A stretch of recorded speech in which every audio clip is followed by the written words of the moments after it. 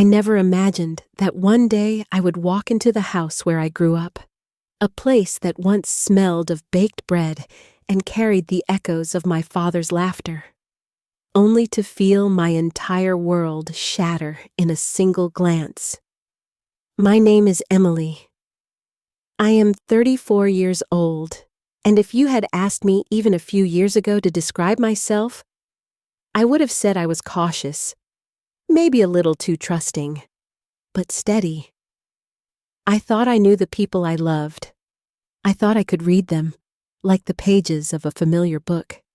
But as I stepped across that polished wooden floor and saw my sister's delicate hand adorned with the ring that was supposed to symbolize my future, I realized I didn't know my own blood at all. I grew up in a family that was both ordinary and complicated. My parents were hardworking, middle-class people who loved to remind us that nothing in life was free, that everything worth having was earned through sacrifice. My father was stern, practical, a man who measured love through responsibility, not words. My mother, on the other hand, was softer on the surface but sharp when pushed, like a blade hidden beneath silk. And then there was my sister, Claire, 2 years younger than me, the one everyone described as the pretty one, the one whose laugh could light up a room while I often blended into the shadows. I never resented her, not at first. She was my little sister, my partner in late-night giggles under the covers, my confidant through the awkward years. I defended her when bullies mocked her for being too skinny, too pale. I shared my allowance when she spent hers too quickly. I was always the dependable one, the one who carried her secrets like fragile glass. So when I fell in love with Daniel, the man who would later become my fiancé, I introduced him to Claire with pride. I wanted her approval. I wanted her to like him. It never crossed my mind that the two of them would share glances that lingered too long, or that her laugh would sound different when it was directed at him. The night Daniel proposed to me was supposed to be the happiest of my life. He had arranged a simple dinner at the little Italian restaurant where we had shared our first date. There was no grand gesture, no crowd of strangers cheering, it was just us. Candles flickering between plates of pasta, his hands trembling as he slid the velvet box across the table. The ring was perfect. A modest solitaire diamond, elegant and timeless. He told me it was chosen not for size, but for meaning, a promise of building a future together. I said yes with tears in my eyes, my heart swelling so much I thought it might burst. I called my parents that night, eager to share the news. My mother cried. My father cleared his throat the way he did when emotions threatened to escape. They told me to come home that weekend, to bring Daniel, so we could celebrate together as a family. I was naive enough to think it would be a joyful gathering, a night where we would drink wine, tell stories, and toast to love. When I arrived at my parents' house, the first thing I noticed was how quiet it was. Too quiet. Usually, Claire would be the one rushing to the door, throwing her arms around me, filling the hallway with her chatter. But that day, there was no laughter, no warm welcome. I stepped inside, my heels clicking against the polished floor, and walked toward the living room. And there she was, Claire, sitting on the couch, her face tilted slightly as though she were waiting for me. Her lips curved in a faint smile, but it wasn't her expression that made my stomach drop. It was her hand. My engagement ring was glittering on her finger. For a second, I thought maybe it was a cruel joke, some misguided attempt at humor. My throat went dry, my heart raced, and I managed to stammer, "Why are you wearing that?" Her smile widened, but her eyes, those familiar green eyes I'd trusted all my life, were cold. "Because," she said softly, Daniel gave it to me. I felt my knees buckle.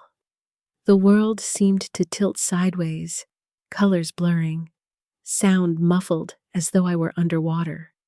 My parents were in the room too, standing silently like statues, their faces unreadable. I turned to them, desperate for someone to tell me this wasn't real, that I was mishearing, misunderstanding. But my mother only lowered her gaze, and my father's jaw tightened, as if bracing for an impact he had seen coming. I wanted to scream, to tear the ring from her finger, to demand explanations, but the words caught in my throat. Instead, I just stood there, paralyzed, my chest heaving with disbelief. Daniel wasn't there. He had stayed behind, claiming he needed to finish work. And suddenly, I understood why. The betrayal sank in slowly, like poison coursing through my veins. My sister, my own sister, the one I had trusted with every secret, every hope, every heartbreak. And Daniel, the man I had promised my future to, had chosen her. They hadn't even had the decency to tell me before parading it in front of me in the very house where I had learned the meaning of family. That night blurred into fragments. Raised voices, tears, my mother's hand on my shoulder, telling me to calm down, to think rationally, as if there could be anything rational about watching your sister flaunt the ring meant for you. My father muttering something about mistakes and forgiveness, words that felt like daggers in my chest. And Claire, she sat there, serene, almost smug, as if she had won some competition I hadn't realized we were in. I left before dinner was served. I drove aimlessly through the night, my eyes burning with tears, my heart cracking open in a way I didn't know was possible. I ended up parked by the ocean, waves crashing against the shore as though echoing the chaos inside me. I thought about driving into the water, letting the sea swallow me whole. Because how do you live after something like that? But instead, I sat there until dawn, numb and hollow, clutching the steering wheel as if it were the only thing keeping me from disintegrating. In the days that followed, I tried to piece together the truth. I confronted Daniel, of course. He admitted it without much hesitation, his eyes filled with some mixture of shame and defiance. He told me he hadn't meant for it to happen, that he had fallen in love with Claire, that it felt different with her. Different, as though the years I had given him, the dreams we had shared, were just placeholders until she walked into the room. I moved out of the apartment we shared. I packed my things in silence, ignoring his attempts to justify himself. Every photograph, every trinket that once held meaning, now felt contaminated. I left them behind, let him keep the hollow shells of our life. I wanted nothing, but pain like that doesn't vanish. It lingers, festers, turns into something darker. Rage, bitterness, a hunger for answers, for justice, maybe even revenge. I tried to bury it, to convince myself I was better off without them. But every time I closed my eyes, I saw that ring on her finger, mocking me. I heard her voice saying his name. I felt the weight of my parents' silence, their failure to defend me, to stand by me. It wasn't just Daniel and Claire who betrayed me. It was my family. My own blood chose her over me. Weeks turned into months. I stopped visiting my parents. I ignored Claire's attempts to call me, though she left messages that ranged from apologies to justifications to outright denial of any wrongdoing. "We couldn't help it," she said once, her voice trembling. Love just happens. But love doesn't happen like that. Not if it's real. Not if it's built on the ashes of betrayal. What she didn't know was that I wasn't done. I couldn't just walk away and let them live happily ever after with the wreckage of my life as their foundation. No. Something in me hardened during those sleepless nights. I realized I couldn't undo what they had done, but I could make sure they paid for it. And so, slowly, carefully, I began to plan. I remember the first time I looked at Claire and Daniel together after it all came out. It wasn't at my parents' house, and it wasn't by accident. It was at a coffee shop across town, a place I knew they frequented. I sat in the corner, half hidden behind a newspaper like some cliché in a spy movie, and I watched them. Daniel's hand brushed hers across the table, and she laughed. Her head tilted back, just like she used to when she was a teenager, trying to charm our father into letting her stay out past curfew. I felt something burn in me, hotter than grief, sharper than despair. It wasn't just that they had betrayed me, it was that they looked so at ease in their betrayal, so comfortable in the life they had stolen from me. I left that coffee shop with my heart pounding, my hands trembling, but my mind was strangely clear.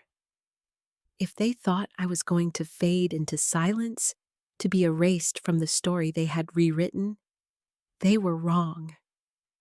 I may have been the dependable one, the quiet one, the one who carried everyone else's burdens, but I wasn't weak. They had mistaken my kindness for fragility. And now, they were going to learn the difference. It began small. I knew Daniel's work schedule, his habits, his weaknesses. He had always been careless with money, constantly overspending, racking up debt on credit cards he promised he would pay off next month. I also knew Claire's flaws, her vanity, her obsession with appearances, her hunger for validation. I had spent a lifetime observing them, storing their secrets like ammunition I never thought I would need. Now, every memory became a weapon. I started by planting seeds of doubt. Anonymous messages sent to Daniel's office, hinting at financial impropriety. Nothing concrete, just enough to catch his boss's attention, to force Daniel into long, stressful meetings where his reputation slowly began to erode. I didn't feel guilt, not anymore. He had taken my trust, my love, my future. Why should I care about his career? With Claire, it was different. She thrived on social approval, on the illusion of perfection. I fed whispers into the world she lived in, subtle comments slipped into conversations with mutual friends, carefully curated rumors about her relationship timeline.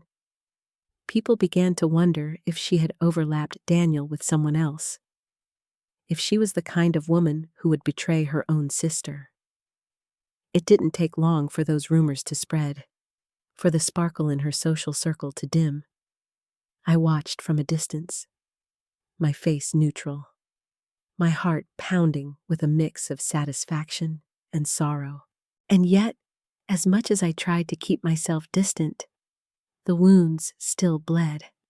At night, I lay awake, staring at the ceiling, asking myself how everything had gone so wrong.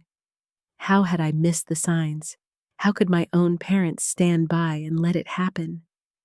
That question haunted me more than anything. Because as much as I hated Daniel and Claire, as much as I wanted them to suffer, part of me still longed for my parents to choose me, to protect me. Instead, they avoided the subject, as though ignoring it would erase the fracture in our family. Months slipped into a year. Daniel and Claire moved in together, into the apartment that should have been mine and his. I learned about it not from them, of course, but from a mutual friend who had looked at me with pity as she delivered the news. I smiled. I nodded. I pretended not to care. Inside, I felt the familiar fire ignite again. Let them build their life on lies.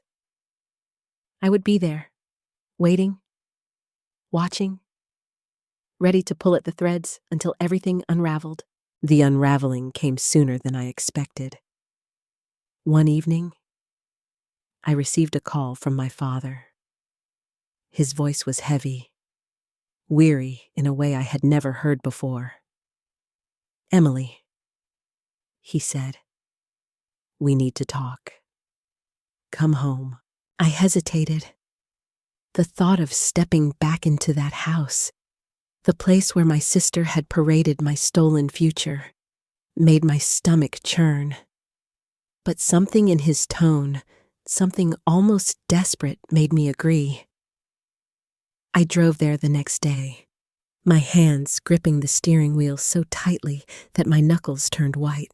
When I walked inside, the air felt heavy.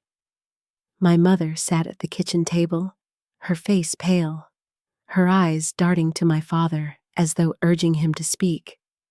Claire wasn't there. Neither was Daniel. It was just the three of us, the original family unit that now felt broken beyond repair. My father cleared his throat, his voice low. "There are things you don't know. Things we should have told you a long time ago." I felt a chill run through me. "What kind of things?" He exchanged a glance with my mother, and for the first time, I saw fear in her eyes. "About Claire," he said.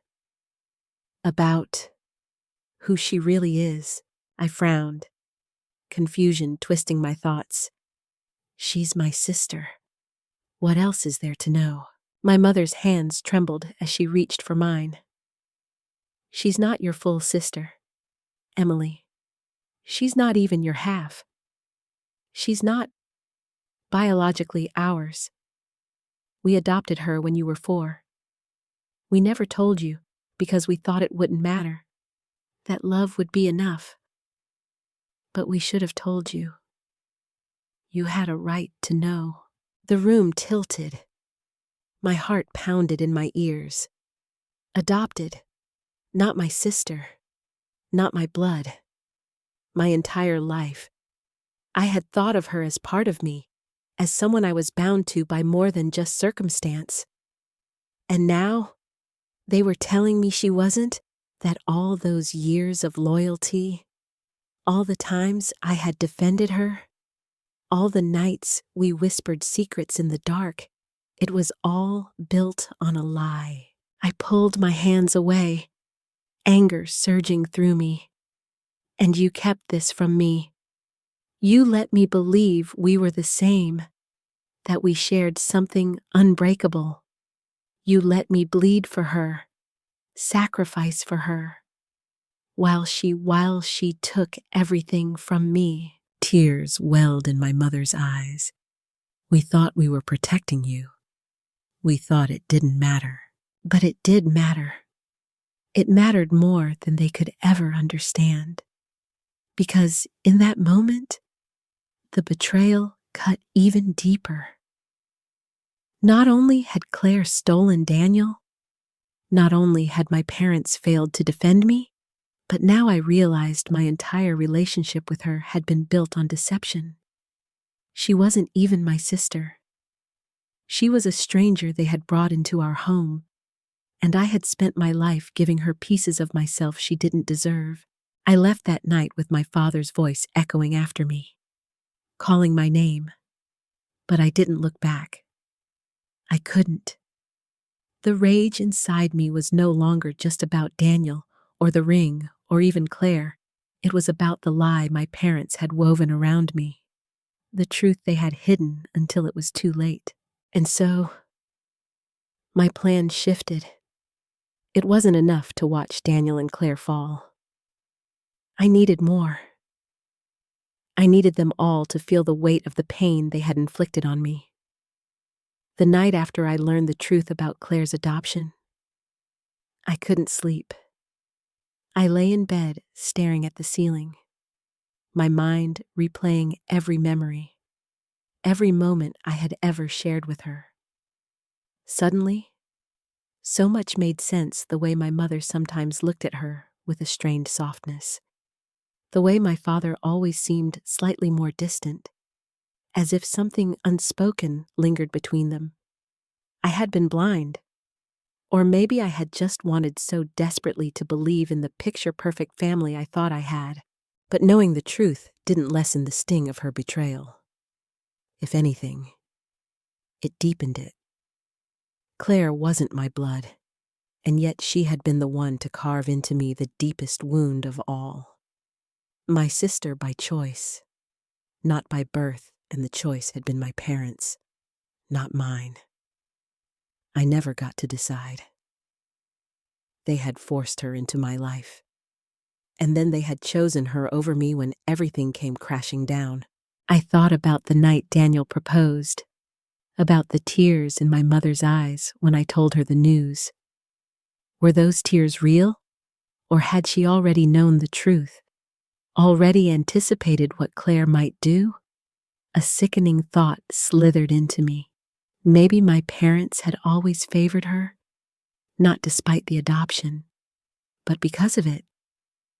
Maybe they had been so desperate to prove that she was truly theirs that they overlooked me, their real daughter. That thought festered until it became unbearable. And so, when I finally rose from bed, it wasn't to cry or scream, it was to plan. I had already tasted the satisfaction of watching Daniel stumble at work, of hearing whispers tarnish Claire's pristine reputation. But now, I wanted more than petty revenge. I wanted something final, something that would break them the way they had broken me. I started with Daniel. He worked in finance, and I knew enough about his habits to guess where his weaknesses were buried. Late nights at the office, expensive dinners he couldn't afford, a string of dubious investments that never quite paid off. He was reckless, greedy, always convinced the next big deal would make him rich. All I needed to do was fan the flames. Through a mutual acquaintance, I let slip a tip about a startup on the verge of exploding in value. It was nothing more than smoke and mirrors, but Daniel didn't see that. He poured money into it, money he didn't have, money he borrowed. I watched from the shadows as he built his own downfall, brick by brick. Within months, he was drowning. The startup collapsed, the money vanished, and with it went his credibility. His company put him on probation, and whispers of termination followed. Claire, meanwhile, was basking in what she thought was her victory. She flaunted Daniel on her arm at parties, posted photos of the two of them smiling, laughing, pretending to live some fairy tale romance. But beneath the surface, cracks were forming. I made sure of it. I reached out to an old flame of hers, someone she had broken years ago without a second thought. He still carried a grudge, and with a little encouragement, he was more than willing to share some less than flattering stories. Stories about how Claire had cheated on him, about her lies, about the way she manipulated people to get what she wanted. I made sure those stories found their way into the right ears. Soon, her social circle began to shrink. Invitations stopped coming. Friends turned distant. The shine on her perfect little life dulled, bit by bit. But none of that compared to the moment when I delivered my final blow. It was at my parents' anniversary dinner, a tradition they insisted on every year. I had avoided those gatherings since the betrayal, but this time, I accepted their invitation. I knew Claire and Daniel would be there. I knew they would sit at that table, smiling, pretending everything was normal. and I knew I was ready to tear it all apart. I arrived in a simple black dress, my hair pulled back, my expression calm. My parents greeted me nervously, as though unsure of which version of me they were about to see, the broken daughter or the silent storm. I gave them nothing, just a polite smile as I stepped into the dining room. Claire and Daniel were already seated, holding hands like they were trying to prove something. The ring glittered on her finger, and for the first time, I didn't feel pain when I saw it. I felt nothing but cold determination. The dinner began quietly. Small talk, laughter that sounded forced. My father raised a glass, thanking everyone for being there, for celebrating love and family. And that was my cue. I cleared my throat and set my glass down. I think there's something everyone should know, I said, my voice steady, carrying through the room. All eyes turned to me, confusion flickering across faces. Claire shifted uncomfortably. Daniel's grip on her hand tightened. I stood, my heart pounding, but my voice unwavering. Did you all know that Daniel proposed to me first? That the ring on Claire's finger was meant for me? Gasps rippled through the room. My mother's eyes widened. My father's face paled. Did you know that while I was planning my wedding, my sister was planning to take my place? Claire shot up from her seat, her face flushed. Emily, stop! But I didn't. I pulled out the final card. The one I had been holding back. The truth my parents had hidden for decades. And did you know that Claire isn't even my sister? That she isn't even blood? That Mom and Dad kept it a secret from me all my life? The room erupted, voices overlapping, questions flying, shock radiating from every corner. My parents looked stricken, caught between guilt and fury. Claire's mouth opened and closed, her composure shattering for the first time. Daniel sat frozen, his face pale. His career already in ruins, and now his personal life crumbling before him. I watched it all unfold with a strange sense of calm. This was the climax, the moment when everything I had carried inside me was finally unleashed. The lies, the betrayals, the secrets, they were all laid bare in the harsh light of truth, and for the first time since that night, I saw the ring on her finger. I felt free. The silence after my words hung heavier than the chandelier above the dining table. Forks rested mid-air. Wine glasses trembled in uncertain hands, and no one quite knew where to look. My mother's lips parted as though she wanted to speak, but no sound came. My father's fists clenched against the tablecloth, his knuckles white. Claire stood frozen, her face red and pale all at once, her mouth twitching as if she were scrambling for the right lie, but couldn't decide which mask to wear. And Daniel? Oh, Daniel looked like the coward he truly was. He sat rigid, his jaw tight, but his eyes darted from me to Claire, then to my parents, searching for anyone to rescue him. The same man who once promised to build a life with me couldn't even meet my gaze now. The diamond he had once slid onto my finger burned on Claire's hand like a brand of shame. The explosion didn't come all at once.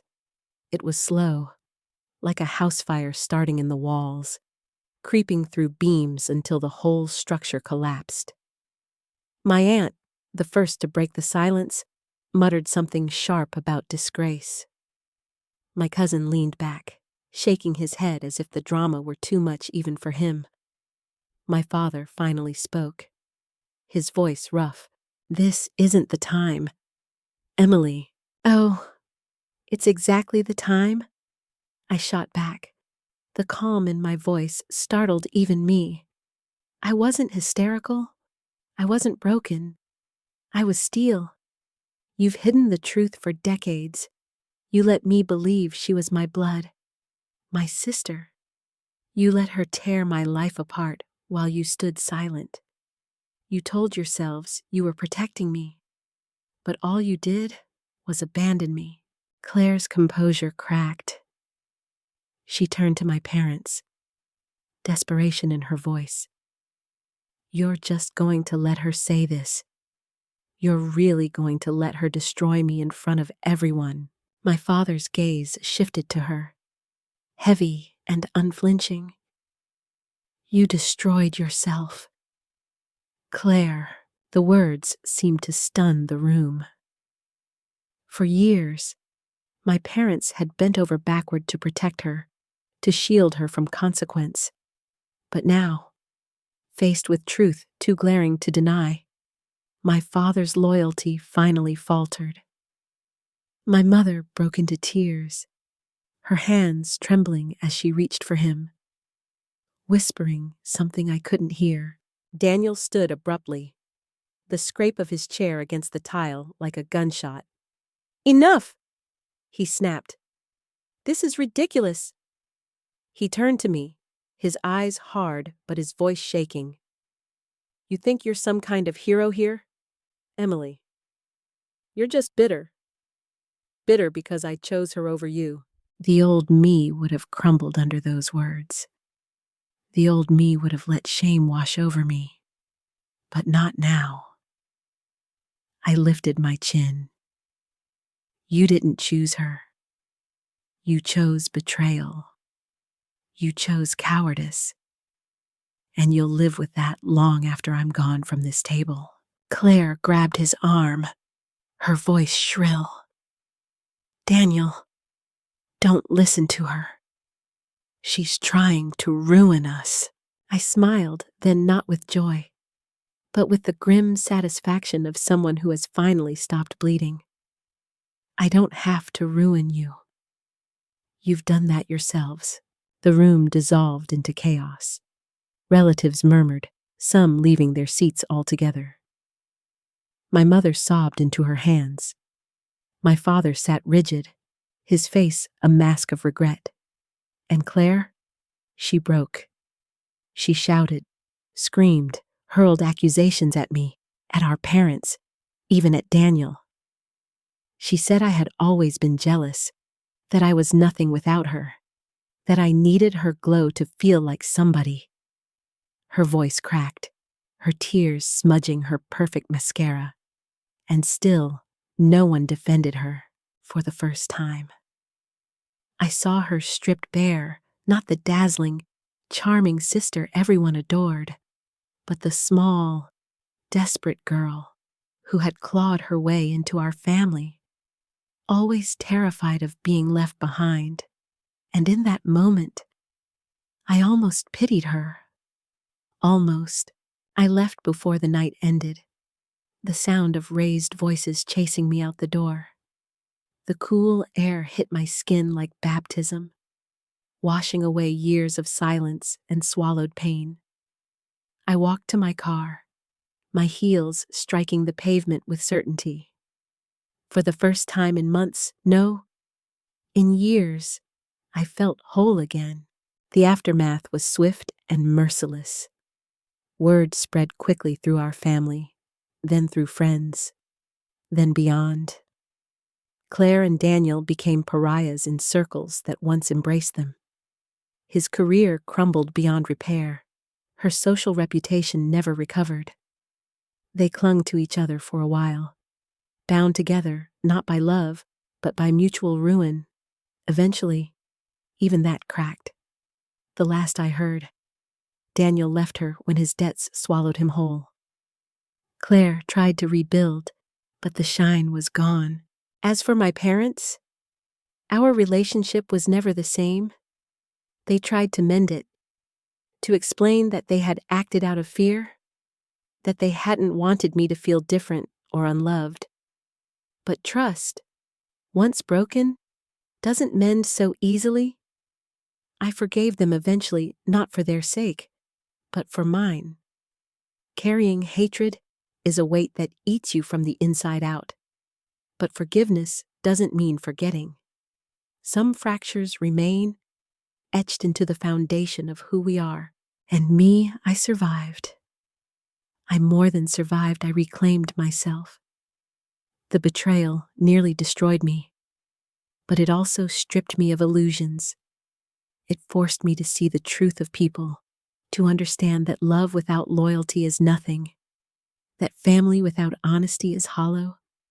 I learned to stand alone, to draw strength from the very pain that once threatened to consume me. I look back now at that night, at the sight of Claire wearing my ring, and I don't feel the searing rage I once did. Instead, I feel clarity. That ring was never truly mine. Daniel was never truly mine. And Claire, she was never truly my sister. What was taken from me was never meant for me. What remained my strength, my resilience, my unshakable sense of self was the real treasure.